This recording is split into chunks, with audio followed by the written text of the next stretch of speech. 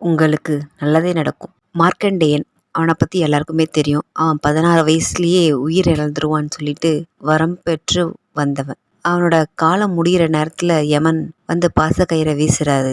தவறுதலா அவன் சிவன் நாம பிடிச்சி சிவனை கட்டிக்கொள்ளவே சிவன் மேலேயும் சேர்ந்து விழுந்துருது. இதனால் கோவப்பட்ட சிவன் யமதர்மனை எட்டி உதைக்கிறாருன்றது கதை.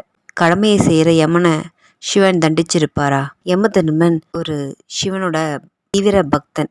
எல்லாருமே தான் விரும்புகிற கடவுளை சிரத்தில் வைக்கணும்னு ஆசைப்படுவாங்க. ஆனால் யமதர்மன் தன் இதயத்தில் வைக்கணும்னு ஆசைப்பட்டான். அவன் வேண்டின வரம் கொடுக்கவே சிவன் இந்த சந்தர்ப்பத்தை பயன்படுத்திக்கிட்டு அவரை எட்டி உதைக்கிறாரு. அவரோட கால் தடம் அவன் இதயத்தில் படிஞ்சிது. தன்னோட இடது காலில் எட்டி உதைக்கிறதால அவனுக்கு பராசக்தியின் அருளும் கிடைக்கிறதா கூறுது தஞ்சாவூர் மாவட்டம் திருக்கடையூர் தல புராணம். கடவுள் என்றும் பாராது தன் கடமையிலேருந்து நீதி தவறாம நடந்துக்கிறான் யமதர்மன்.